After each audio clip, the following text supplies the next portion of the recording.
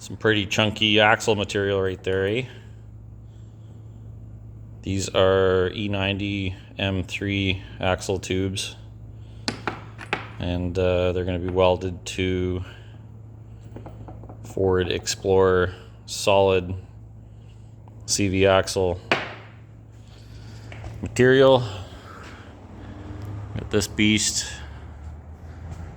Just got the LS3 intake manifold on it, and the accessory drive all done. So it's got an AC compressor and the power steering pump hooked up. All that stuff fit really nice, except for this bracket. I don't know what's going on with this, but it's like some drunk guy pressed it and it doesn't fit at all. That's right out to lunch. So we're gonna leave that off of there. I think the AC compressor can hold its own. It just doesn't have this bracket. It's supposed to go on the back and bolt it to the block, kind of like right in there. Anyway, I don't care. I think it's fine. So we got a drive shaft. Oh yeah.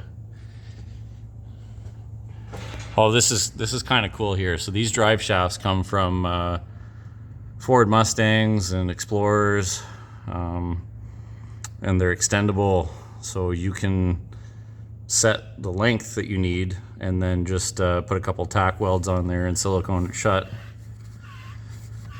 and set the length of your drive shaft. If you have a slip yoke on one end, so I'll just bang out this U-joint and put a slip yoke for the 4L80 or 4L60 on there. And then you don't need a custom drive shaft. You can make one yourself, perfectly balanced. So all this stuff fit really nice back here. A little bit of welding involved. The two plates you have to weld to the subframe. I couldn't find any instructions online about how to do that, so I just kind of figured it out on my own. Everything else is pretty self-explanatory. And then here's what I'm doing in the morning. The ultimate welding test. So the guy who owns this car, I know, is gonna really test these out. They're gonna be under some high stress. So I beveled the end of the Explorer axle and the M3 one, all cleaned up and everything. So we're gonna do one really nice big thick hot weld in there, and then pull that sleeve over and weld it on both sides. And so far so good with my Duramax BMW. I haven't broken mine yet, and it's yeah, pretty much the same setup, so I hope these hold up for Jazz. I know he's going to test them better than I've tested mine. So yeah, the pressure is on.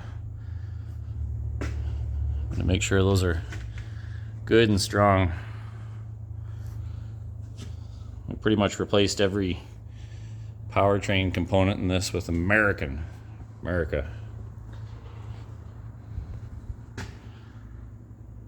America's awesome.